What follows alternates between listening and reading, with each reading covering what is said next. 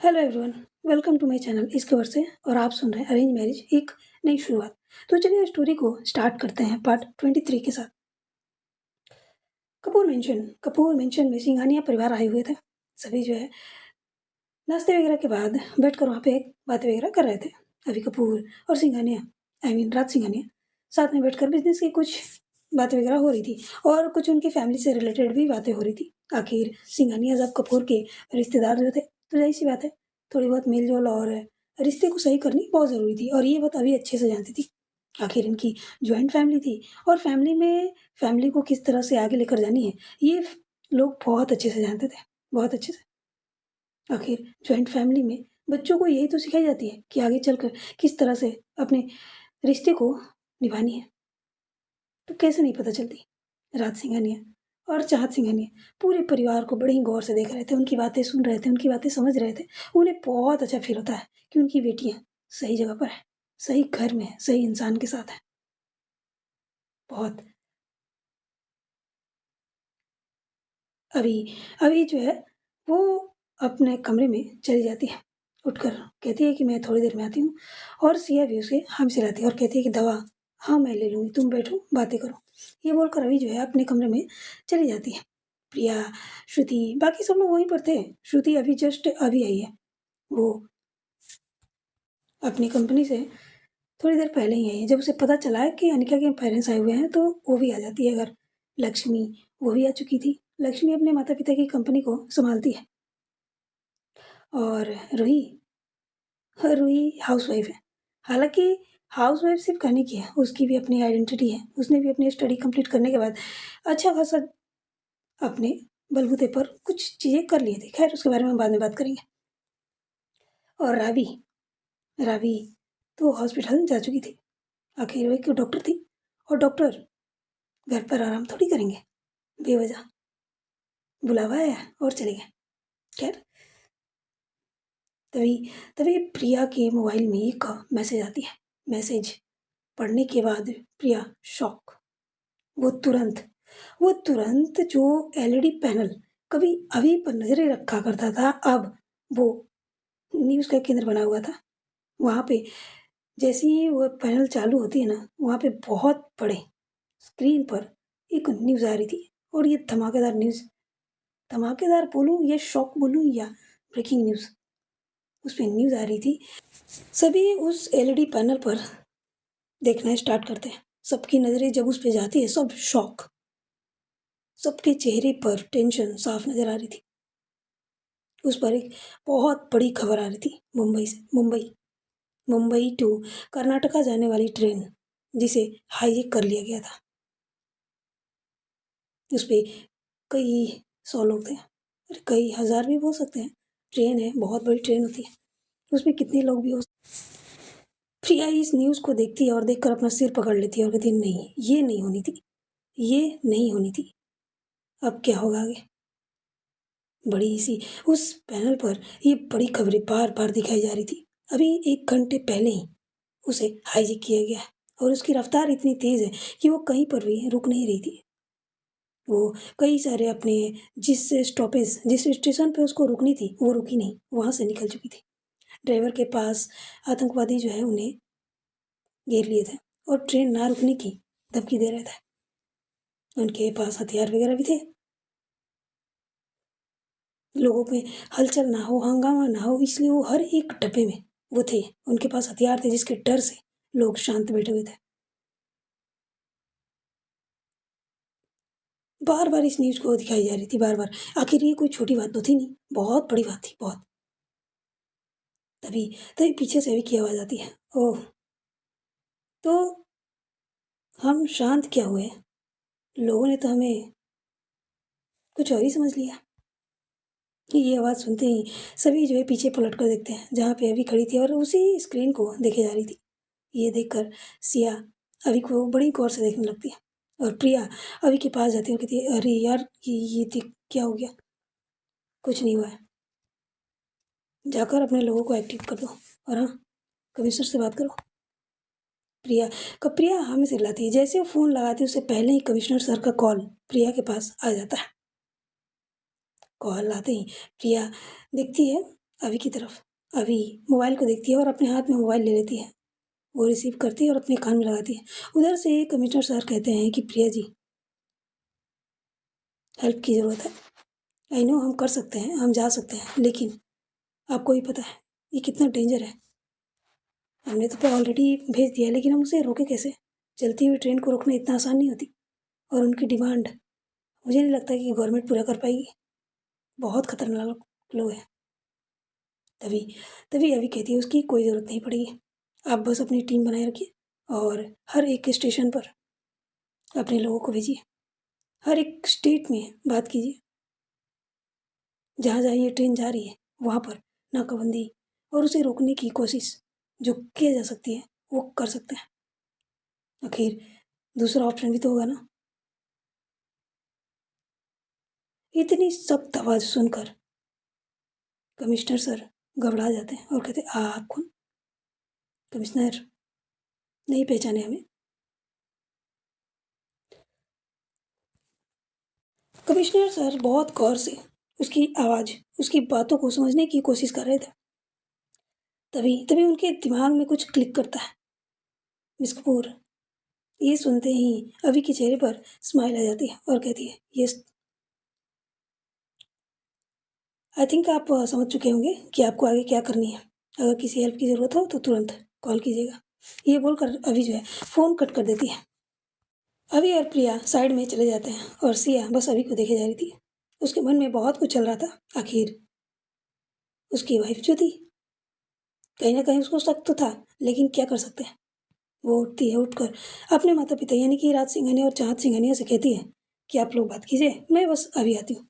ये बोलकर वो उसी कमरे की तरफ चली जाती है जहाँ पे प्रिया और अभी जस्ट अभी गए थे। वो वहाँ पर जाती है, कमरे में एंटर करती है उससे पहले उसके कानों में आवाज़ आती है जो अभी कहती है ए केस बैक, मुझे अब कम बैक करनी होगी। ये कोई छोटी बात नहीं है। हो ना हो ये उन लोगों से ही जुड़ी हुई है। प्रिया कहती है हाँ मुझे भी यही लगता है। हो सकता है कि वो अपना बदला लेने आया हो, लेकिन मुझे नहीं लगता कि वो बदला लेने आया होगा, क्योंकि तुम तो पिछले 3 सालों से गायब हो। तुम्हारे बारे में ना कोई किसी को खबर है और ना ही कोई तुम्हें अब उतना जो है याद करता है। अभी उसकी तरफ देखती है और स्माइल करते हुए कहती है तुम्हें क्या लगता है? शेर कुछ देर के लिए शांत हो जाता है, इसका मतलब वो कमज़ोर पड़ गया है। और क्या शेर का नाम खत्म हो जाती है उसके शांत होने से? नहीं प्रिया, ऐसी बातें नहीं है। लोगों के मन में एक ही तो है, लेकिन वो डर धीरे धीरे कम हो रही है और ये अच्छी बात नहीं है। अगर वो डर खत्म हो गई तो एके का वजूद खत्म हो जाएगा, उस शेर का वजूद खत्म हो जाएगा जो जंगल में राज करता है। मुझे जानी होगी, क्योंकि यहाँ पे एक नहीं, दो नहीं, तीन नहीं, कई है 100 लोगों की जिंदगी का सवाल है। सिया जो कि दरवाजे के बाहर ही खड़ी थी उसकी बातें सुनती है। वो कुछ नहीं कहती, वो कमरे में एंटर करती है। जब वो कमरे में एंटर करती है तो अभी की नज़रें उस पर पड़ती है और उसकी आंखों में देखते हुए वो समझ जाती है कि सिया ने सब कुछ सुन लिया है। अभी सिया के पास जाती है, उसके हाथों को पकड़ती है और कहती है क्या तुम्हें भी यही लगता है कि मुझे अपने पैर कदम पीछे ले लेने चाहिए? सिया उसकी बातें सुनती है और सुनने के बाद वो अभी के पास जाती है और उसके सीने से लग जाती है और कहती है कि नहीं, बिल्कुल भी नहीं, मैं आपको नहीं रोक रही। बस आप अपना ध्यान रखिएगा, कुछ भी ऐसा ना हो जो एक बार फिर से। वो आगे कुछ कहती तभी अभी जो है उसके लिप्स पर अपनी उंगली रखती है और कहती है सिया, मुझे कुछ नहीं होगी, कुछ नहीं। तुम्हें पता भी है ना ये ट्रेन, और इसमें कितने सारे लोग, बच्चे भी होंगे, बूढ़े भी होंगे।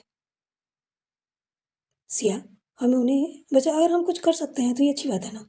सिया हमें सलाहती है और कहती है हाँ बिल्कुल अच्छी बात है, आपको करनी भी चाहिए, लेकिन अपनों आपको ध्यान में रख के। अभी हमें सलाहती है, उसके फोrehead पे किस करती है। उसके बाद प्रिया की तरफ देखती है और कहती है अपने लोगों को एक्टिव करो। प्रिया हमें चिल्लाती है और कुछ मैसेजेस भेज देती है। भेजने के बाद अभी के कहने पर वो अपने कमरे में जाती है और जाके रेडी होने लगती है। करीबन 2 घंटे बाद एक और खबर आने लगती है, जिसमें ये बताई जाती है कि ये ट्रेन जो कि अभी मुंबई से करीबन 3 घंटे पहले निकली हुई थी, वो ट्रेन आगे जाकर अपने रूट को चेंज कर लेती है। उसकी रफ्तार कम होने के बजाय रफ्तार थोड़ी और बढ़ चुकी थी और ये काफ़ी खतरनाक होने वाला था। इतनी तेज़ रफ्तार ट्रेन चलनी बहुत ज़्यादा खतरनाक थी। मुंबई में सिचुएशन धीरे-धीरे खराब होने लगी थी। हालाँकि ये प्रॉब्लम 1-2 घंटे पहले ही स्टार्ट हुए थे, लेकिन इस हद तक सिचुएशन चेंज हो जाना बहुत बड़ी बात थी। अभी तो ये सिर्फ ट्रेन हाईजैक हुई थी, पता नहीं और भी कितने लोग थे जो मुंबई के अंदर थे और क्या करने की सोच रहे थे। कई सारी फ़ौज उतारे गए थे, पुलिस वाले काफ़ी हद तक तैनात थे और वो ट्रेन जो है जैसे-जैसे आगे बढ़ रही थी और जिस ट्रैक को चेंज कर रही थी, उसे क्लियर की जा रही थी, उसके सिग्नल को क्लियर की जा रही थी ताकि कोई बड़ा हादसा ना हो जाए, उसे रोका जा सके। लेकिन क्या इस हद तक पॉसिबल थी चीज़ें? बहुत ही ज़्यादा ये खतरनाक होने वाली थी। वो ट्रेन इतनी रफ्तार से आगे बढ़ रही थी, उस रूट पर जितनी भी ट्रेनें जाने वाली थी या लौट कर आने वाली थी, उन सबको रोक दिया गया था, उनकी ट्रैक चेंज कर दी गई थी, वो दूसरे रूट से जा रहे थे। जा क्या रहे थे, खुद को साइड कर रहे थे ताकि इस ट्रेन को सिग्नल मिल सके, रास्ते मिल सकें, ताकि बिना हादसा ये जहाँ जा रही थी, वो जा सके, ताकि कुछ और वक़्त मिल सके सोचने के लिए, समझने के लिए, चीज़ों को जानने के लिए। उन्हें क्या चाहिए? अभी तक उन्होंने कोई डिमांड नहीं रखी थी। उन्हें क्या चाहिए उनसे? आखिर क्यों उन्हें इस तरह से ट्रेन को हाईजैक किया गया है?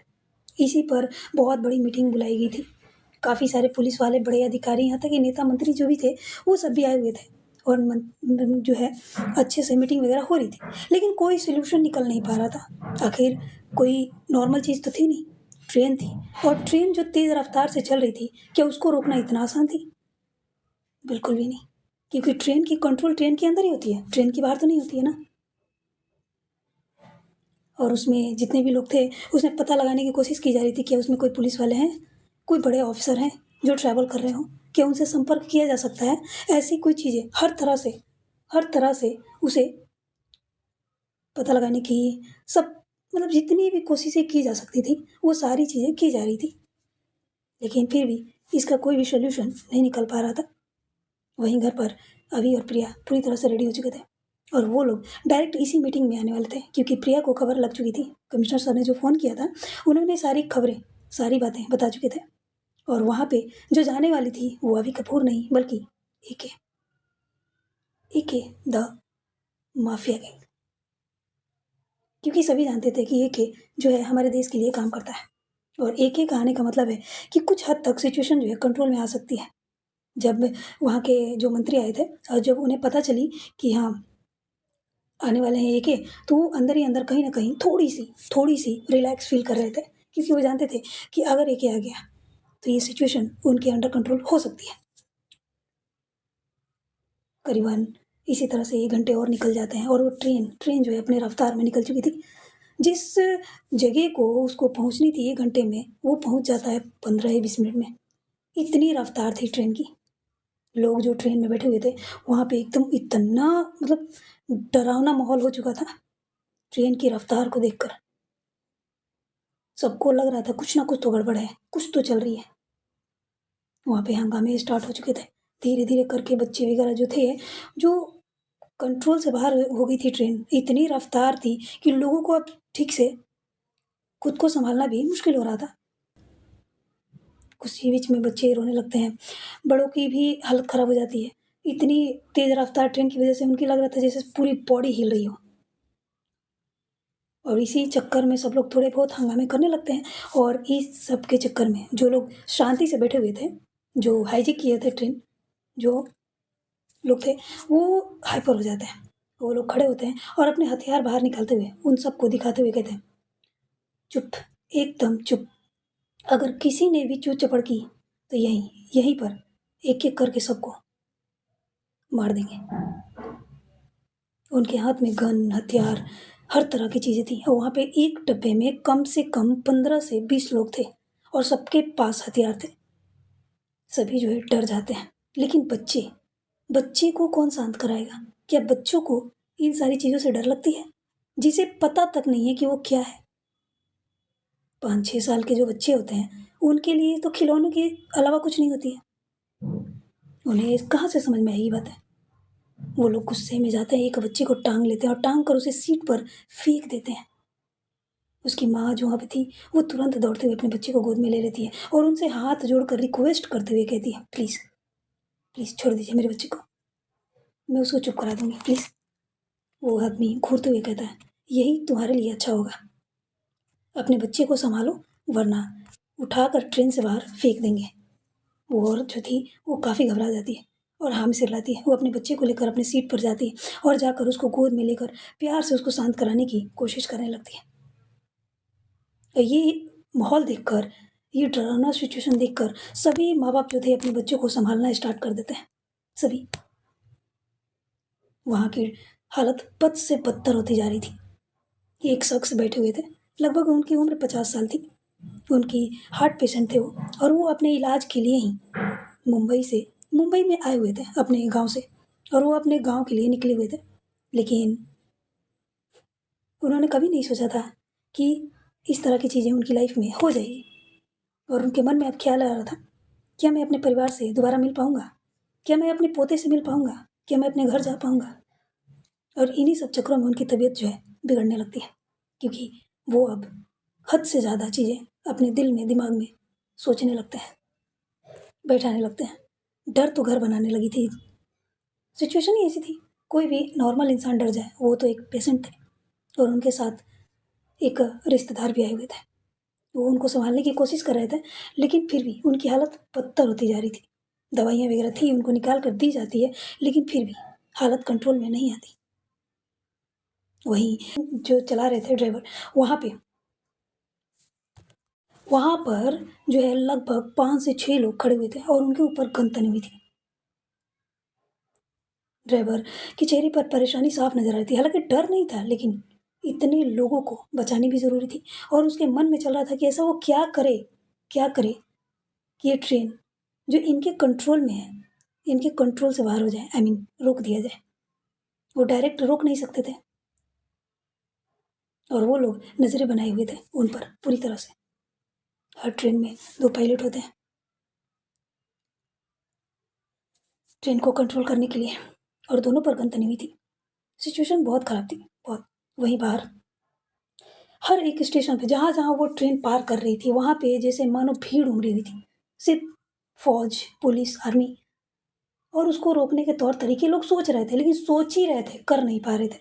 करें भी तो कैसे करें? ट्रेन है, कोई गाड़ी तो है नहीं, कहीं पर भी जाओ, ट्रैफ़िक पुलिस वगैरह कुछ भी, कुछ तो किया जाए, लेकिन यहाँ पर कुछ होना पॉसिबल नहीं था। बैरियर गिरा भी दी जाए, तो उसे तोड़ते हुए निकल जाती थी। हालत बहुत ज़्यादा ख़राब थी, कंट्रोल से बाहर। वहीं मीटिंग में एके और उसके राइट हैंड पीआर पहुँच जाते हैं और उन्हें उनकी स्वागत की जाती है। उन्हें बहुत ही आदर सम्मान के साथ अंदर लेकर आए जाते हैं। अंदर लेकर आने के बाद उन्हें उनकी चेयर, जो स्पेशल चेयर थी एके के लिए, वो सालों से रखी हुई थी। जब भी ऐसी मीटिंग बुलाई जाती थी, तो एके के लिए स्पेशल चेयर वहाँ पे हमेशा रहती थी। वहाँ पे कोई नहीं बैठता था, ओनली एके। वहाँ जाते हैं, जाकर बैठ जाता है। सभी लोग बैठ जाते हैं और बैठने के बाद मीटिंग स्टार्ट होती है और सारी सिचुएशन रखी जाती है। कहाँ से ये प्रॉब्लम स्टार्ट हुई, कैसे हुई, क्या हुई, सब कुछ बताई जाती है।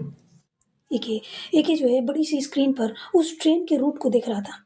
उसके सिग्नल को लोग ट्रैक कर रहे थे, वो कहाँ-कहाँ जा रही है, किस रूट पर निकल रही है, कहाँ से सिग्नल को क्लियर की जा रही है। वो सारी चीज़ें देखी जा रही थी। करीबन 10 मिनट उसे गौर से देखने के बाद इस कैलकुलेशन पे लोग पहुँचते हैं कि ये जो ट्रेन है, लगभग 10 से 15 स्टेशन को कवर कर रही है और घूम कर फिर उसी को अराउंड चल रही है। मतलब ये कह सकते हैं कि मुंबई से ना दूर जा रही है और ना मुंबई के अंदर, मतलब मुंबई के अंदर ही है और अपने आस-पास के शहरों को जोड़ते हुए, स्टेट को जोड़ते हुए फिर घूम कर यहीं पर आ रही है। ये कह सकते हैं कि वो इधर से कहीं जा नहीं रही है। बस उसकी स्पीड इतनी ज़्यादा है कि खतरे की बात है। अगर इसे कंट्रोल नहीं किया गया तो प्रॉब्लम हो सकती है, क्योंकि एक ट्रेन में बहुत सारे लोग थे, बहुत, कई सौ। सबकी लिस्ट निकाली जाती है, उनमें से कुछ चुनिंदा लोगों को चूज़ की जाती है कि उस ट्रेन में सफ़र करने वाले लोगों में से क्या कोई आर्मी अफ़सर, पुलिस वाले, मेडिकल से रिलेटेड लोग हैं या नहीं है। उनकी लिस्ट निकाली जाती है ताकि आगे जो होने वाला है उसके लिए पहले से तैयारियाँ की जा सकें। सब कुछ होने के बाद एके और प्रिया पीआर निकल जाते हैं वहाँ से और उन्हें कुछ बता कर जाते हैं। उसके बाद जो है वहाँ से निकल जाता है।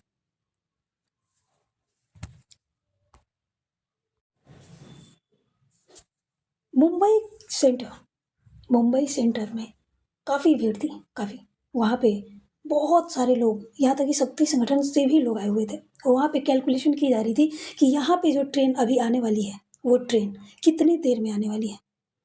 लगभग कैलकुलेशन करने के बाद उन्हें पता चलती है कि यहाँ पर उस ट्रेन को पास करने में कम से कम 15 से 20 मिनट अभी बाकी हैं और वहाँ पे कुछ तैयारियाँ की जा रही थी। बहुत सारी चीज़ें की जा रही थी। अब वो क्या थी वो तो बाद में पता चलेगी।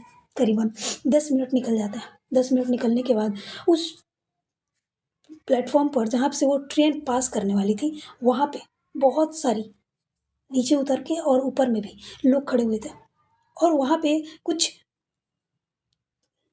यही कोई कुछ 5 मिनट बाद वो ट्रेन जो है वहाँ से आना स्टार्ट हो दिखाई देती है कि अब ट्रेन आ रही है।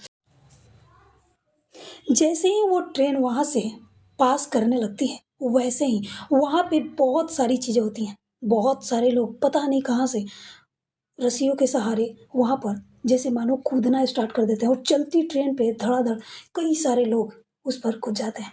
यही नहीं, जैसे ही वो ट्रेन पास करती है ना, तो उसके लास्ट वाले डब्बे पर सबको पता है कि वहाँ पे खड़े होने की जगह होती है। वहाँ पे एक झटका सी लगती है और एक शख्स वहाँ जाकर डायरेक्ट उसी जगह पर इतनी ज़ोरदार टकराव होती है, जैसे मानो वो इस इंसान की जैसे चोट लगी होगी, तो हड्डी वगैरह तो ज़रूर टूट गई होगी।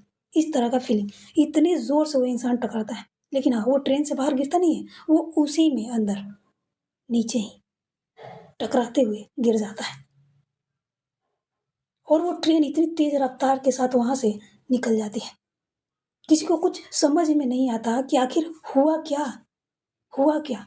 इतने सारे लोग अचानक आए, उस ट्रेन से टकराए और वो ट्रेन और वो लोग सब के सब गायब हो गए। पता ही नहीं चली कि आखिर यहाँ पे हुआ क्या? कुछ ही सेकंड में, मिनट भी नहीं कह सकते हैं। वो ट्रेन की रफ़्तार इतनी तेज़ थी कि उसको पास करने में 1 मिनट भी लगा होगा कि नहीं, इसका भी कैलकुलेशन करना मुश्किल था। हाँ, चेक करने पर पता चल जाएगी, लेकिन अंदाज़े लगाना बहुत मुश्किल था और उसी बीच में ये सारी चीज़ें हो चुकी थी। वो ट्रेन बहुत दूर जा चुकी थी, वो तो अब नज़र भी नहीं आ रही थी मुंबई सेंटर से, ज़रा भी नज़र नहीं आ रही थी। तभी उसी स्टेशन पर एक रूम में जहाँ पे सीसीटीवी कैमराज़ वगैरह लगे थे, वहाँ पे लोग बैठे हुए थे और बैठकर देख रहे थे, सारी सिचुएशन को देख रहे थे। स्लो मोशन करके वो उसको देखते हैं ना, तो सबकी आँखें मानो बड़ी हो जाती है। सभी जो है, जैसे मानो सबके हाथ-पैर काँपने लगते हैं। जब वो स्लो करके दिखाई जा रही थी, तो उसमें दिखाई जा रही थी कि कैसे कैसे जो है ऊपर से रस्सियों के सहारे नीचे कूदते हुए लोग, जो ट्रेन पे डायरेक्ट ट्रेन के छत पर कूदे थे और गिरे थे तो उन्हें चोट तो ज़रूर लगी होगी, वो साफ दिख रहा था। और ट्रेन के पिछले हिस्से में कोई जो रस्सियों के सहारे ही ज़ोरदार धक्के के साथ उसके ऊपर कूदा हुआ था और जैसे ही वो कूदा ना, तो वो जाकर डायरेक्ट ट्रेन के पिछले हिस्से में टकराया टकराया था और जिसके कारण वो वहीं पर गिर गया था। लेकिन जब बाद में गौर किया गया तो इंसान ठीक था। चोट तो उस इंसान को लगी थी, इसमें कोई दो राय नहीं थी कि चोट ना लगी हो, चोट लगी थी। लेकिन हाँ, इस हद तक नहीं लगी थी कि वो इंसान खुद को संभाल ना सके। उसके बाद वो ट्रेन गायब हो चुकी थी। सारी चीज़ें हुई तो वहाँ पे मीडिया वाले भी थे, लेकिन इतनी फास्ट रिएक्शन थी ना, किसी को कुछ समझ ही नहीं आया और कोई इस चीज़ को कवर नहीं कर पाया। कहीं न कहीं ये प्लानिंग की गई थी कि जहाँ-जहाँ मीडिया वाले थे, उस जगह को कवर कर दी जाए ताकि किसी को कानो-कान या ज़रा भी खबर तक ना लगे। कोई देख ना पाए कि आखिर यहाँ पे हुआ क्या? और होता भी ऐसा ही है, मीडिया वालों को ज़रा भी पता ही नहीं चलती। हाँ, उन्होंने भी देखा कि यहाँ पे क्या हुआ, लेकिन क्या हुआ, कैसे हुआ, किसी को कुछ नहीं पता।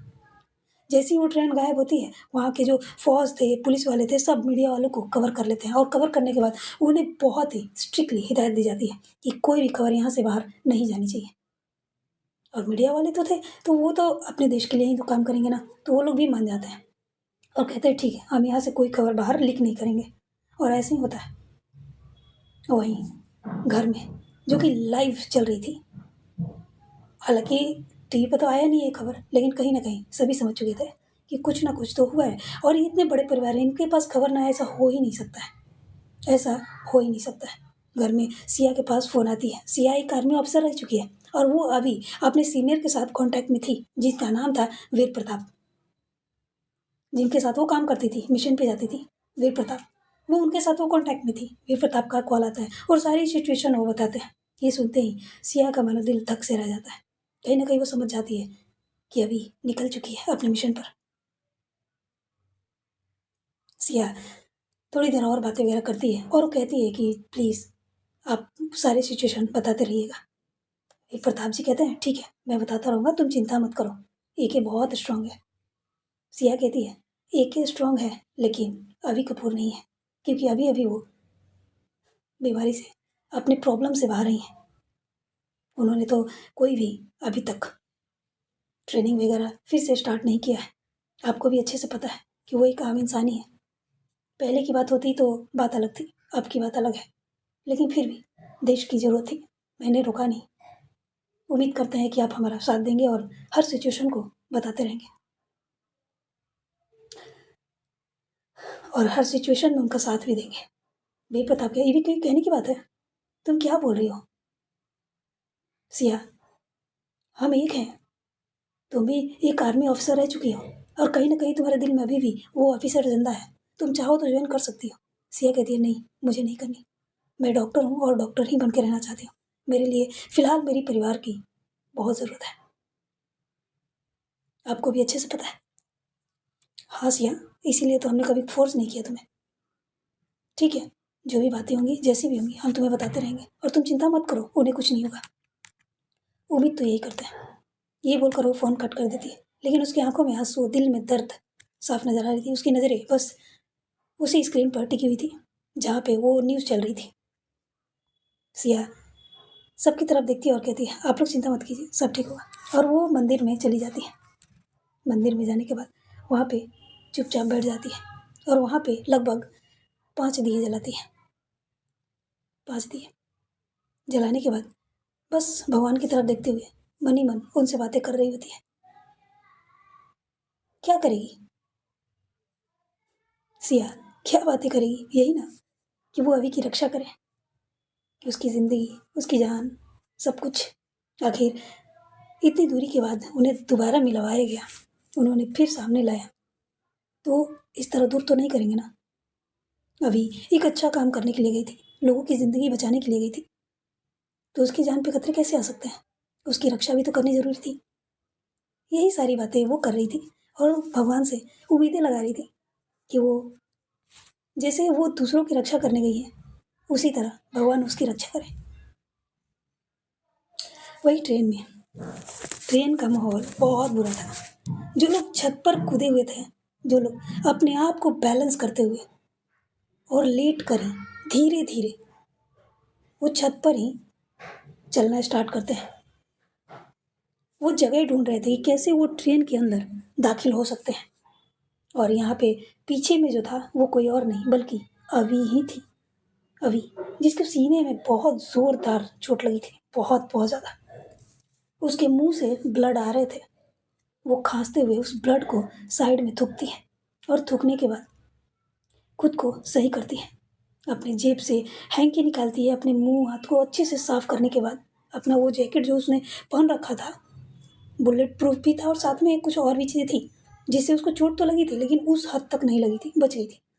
उसको थोड़ा सा साइड करती है और अपने सीने को सहलाने लगती है और अपनी जेब से थोड़ी सी कुछ चीज़, वो मेडिकल से रिलेटेड चीज़ें, उसे निकालती है। निकालने के बाद अपने सीने में लगाती है और लगाकर फिर अपनी जैकेट को सही करती है। वो जो हैंकी थी जिसमें ब्लड लगी हुई थी, उसको फेंकती नहीं है, किसी सिचुएशन में भी काम आ सकती है। उसको अच्छे से अपनी जेब में डाल लेती है और डालने के बाद इधर उधर नजरें घुमाकर देखने लगती है, आखिर अब अंदर भी दाखिल नहीं है। और ये सबसे पिछला हिस्सा है, ट्रेन का सबसे पिछला हिस्सा। अब उससे उसको आगे जानी है। पीछे से तो दरवाजे नहीं थे, अब उसको पहले बाहर आनी होगी। बाहर आकर उसको धीरे धीरे करके सहारा लेकर वो पहले डब्बे के पास, यानी कि पीछे से फर्स्ट के पास जानी होगी, गेट के पास जानी होगी। और यही सारी वो चीज़ें सोच रही थी अपने आसपास नजरें घुमाकर। ये सारी चीज़ें सोचते सोचते उसे दिख जाती है कि उसको कैसे जानी है, और वो वही करती है।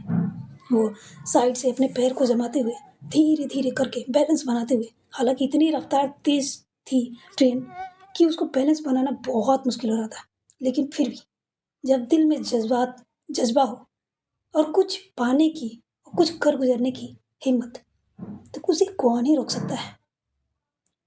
और अभी के अंदर तो कहना ही क्या, सालों से थी, बस अभी थोड़ी उसके शरीर कमजोर थी, जज्बात जज्बात तो बिल्कुल भी नहीं। बैलेंस बनाते हुए वो फाइनली वो ट्रेन के साइड से अपने पैर जमाते हुए वो निकल पड़ती है। वो पहले दरवाजे तक उसको पहुंचने में कम से कम लगभग आधे घंटे से ज़्यादा लग जाते हैं। हालांकि दूरी ज़्यादा नहीं थी, लेकिन ट्रेन की रफ्तार इतनी थी कि वो अपने आप को बैलेंस बनाते बनाते उसको जाने में इतना टाइम लग जाता। एक बार तो उसका एक हाथ फिसल गया था और वो गिरते गिरते बची थी। जैसे तैसे करके आखिरकार वो दरवाजे तक पहुंच तो जाती है, लेकिन दरवाज़ा जो है अंदर से बंद था। अभी एक अलग ही सिचुएशन थी। वो बार बार दरवाजे को खोलने की कोशिश कर रही थी, बार बार, लेकिन वो खुल नहीं पा रहा था। करीबन वहाँ पे 10 मिनट से ज़्यादा हो जाते हैं, नहीं खुल पा रहा था, और खुद का बैलेंस बनाना तो और भी ज़्यादा मुश्किल हो रहा था। तभी पता नहीं क्या होती है कि किसी ने दरवाज़ा को खोल दिया, और जैसे ही वो दरवाज़ा खुलता है ना, अभी बस गिरने ही वाली थी, गिरने ही वाली, उसको झटका सी लगती है, क्योंकि दरवाजे पकड़ के वो उसको बैलेंस बना रखी थी एक हाथ से, गिरने ही वाली थी, तभी एक हाथ बाहर आता है और उसका हाथ को पकड़ लेता है और तुरंत झटके से उसको अंदर खींच लेता है और दरवाजे को बंद कर देता है। ये होते ही वो इंसान जिसने अभी को बचाया था, वो इंसान उसको तुरंत तुरंत वॉशरूम के पास ले जाता है और वॉशरूम के अंदर घुस जाता है। इतनी तेज ये चीजें हुई थी कि अभी भी खुद को संभाल नहीं पाती है, यूं कहूं कि समझ ही नहीं आता कि आखिर हुआ क्या। और जैसे ही वो लोग वॉशरूम के अंदर गए, वैसे ही वहां पे दो लोग आए और दरवाजे को पीटने लगे। क्या हुआ, कितना टाइम लगेगा, तुम्हें बाहर नहीं आनी है? तभी वो आदमी था, वो कहता है, बस बस थोड़ी देर, मेरा पेट पेट सही नहीं है, मैं आ रहा हूँ। हाँ हाँ जल्दी करो, जी जी जी मैं आ रहा हूँ। ये बोलकर वो शांत हो जाता है, और वो लोग भी जो है साइड हो जाते हैं। अब जब वो लोग साइड चले जाते हैं, तब जाकर वो आदमी अभी को देखते हुए कहता है, आप कौन है? इस तरह से कि आप कोई पुलिस वाले हो या कोई फौजी? अभी अभी जो है जिसको चेहरे पर मास्क वगैरह सब लगी थी, उसका कुछ भी दिख नहीं रहा था, सब कुछ ढका हुआ था, बाल वगैरह कुछ नहीं, उसको पता ही नहीं चलेगा कि ये लड़का है ये लड़की है, बताना मुश्किल था। वो अपनी भारी आवाज़ में बोलती है, देखो हम लोग यहाँ सबको बचाने के लिए आए हैं, ठीक है, तुम्हें हमारा साथ देना होगा। वो आदमी कहता है, हाँ हाँ बिल्कुल, मैं दूंगा ना, मैं दूंगा, ठीक है। अभी थोड़ी देर वहाँ पे और बातें वगैरह होती थी, वो आदमी फिर आ जाते हैं, दरवाजा खटखटाते हैं, तो आदमी कहता है, बस बस बस मैं आ रहा हूँ। ये बोलकर वो थोड़ा सा और टाइम मिल जाता है, 2 मिनट। अभी उसको बहुत अच्छे से बहुत सारी बातें समझाती है, और समझाने के बाद उसको जाने का इशारा करती है। वो आदमी हाँ में सिर लाता है। हाँ में सिर लाने के बाद वो वो वॉशरूम से बाहर आता है। जो आदमी पहले बाहर ही खड़े थे, अब वो सोचता है कि क्या किया जाए, क्योंकि अभी अंदर थी, अगर वो पकड़ी जाती, अगर ये लोग देखते तो वो आदमी जो है थोड़ी सी बाहर आता है, और आने के बाद लड़खड़ा कर गिरने का नाटक करता है। तो वो आदमी जो थे उसे संभाल लेते हैं और कहते हैं कि क्या हुआ तुम्हें? पता नहीं, मुझे चक्कर आ रहे हैं, मुझे मेरे सीट तक छोड़ दो ना। वो आदमी उसको घूरते और कहते हैं, चलो जाओ तुम यहाँ से। मैं कैसे जाऊँ, मुझे चक्कर आ रहे हैं। वो गिरने लगता है, गिरने का नाटक करने लगता है, और गिर भी जाता है। वो आदमी देखते हैं और उसको एक लात मारते हैं, और फिर ना चाहते हुए दोनों मिलकर उसको टांग कर वहाँ से लेकर निकल जाते हैं। और यही वो समय था जब अभी को मौका मिल जाती है उस वॉशरूम से बाहर निकलने का, और अपने लिए एक जगह देखने का, और इन लोगों के बीच शामिल होने का। वहाँ पे पहले से ही बैग वगैरह रखे हुए थे पैसेंजर का, उनमें कपड़े वगैरह भी मिल ही जाएंगे। वो जाती है, जाकर एक बैग के ताला को खोलती है, और इधर उधर उलट पलट करने के बाद उसमें से उसे कुछ कपड़े मिल जाते हैं, जैसे टी शर्ट पैंट वगैरह, ये सारी चीज़ें वो लेती है, और लेने के बाद तुरंत वॉशरूम में चली जाती है। वॉशरूम में जाने के बाद अपने बाल वगैरह को अच्छे से बांध कर उसमें गमछा वगैरह बांध लेती है। उसके बाद टी शर्ट पैंट और ऊपर से जैकेट पहन लेती है, जैसे होता नहीं है गांव देहाती साइड का, जैसे गांव का आदमी हो, गमछा बांधे हुए, गले में गमछा और शर्ट पैंट जैकेट इस तरह का चीज़ें जस्ट वैसे ही वो हो जाती है। और उसके जो हथियार वगैरह थे उसको भी काफ़ी अच्छे से उसी कपड़ों में बहुत ही अच्छे से कमर वगैरह में इधर उधर करके छुपा लेती है, कुछ जूते में, कुछ इधर कभी उधर ऐसे करके, और खुद का चेहरा थोड़ा बिगाड़ लेती ताकि पता ना चले किसी को कि वो है कौन। थोड़ी बहुत काली के वगैरह जो होती है वो हाथ में हल्का हल्का लगा लेती है ताकि दाग धब्बा टाइप का नजर आए, इस तरह से चीज़ें, ताकि उसे देखकर भी लोग ना इग्नोर कर दे। होता नहीं है कि अगर किसी के चेहरे पर दाग वगैरह ज़्यादा होती है तो लोग ऐसे इग्नोर करते हैं जैसे कितनी गंदी चीज़ें हैं, देखना भी पसंद नहीं करते हैं। तो जस्ट वैसे ही ताकि उसे लोग इग्नोर करें, और खास करके ये लोग जो उन्होंने हाईजैक किया था ट्रेन को, ऐसी करती है वो। सो गाइस, आज की एपिसोड कैसी लगी कमेंट में ज़रूर बताइएगा, और ये ट्विस्ट आपको कैसा लगा ये भी बताइएगा, ठीक है। मैं कमेंट का इंतज़ार करूँगी क्योंकि मुझे भी जाननी है कि आप लोग इस ट्विस्ट के बारे में और इस अभी के इस डिसीजन के बारे में क्या सोचते हैं। ठीक है, तो मिलते हैं अगले पार्ट में।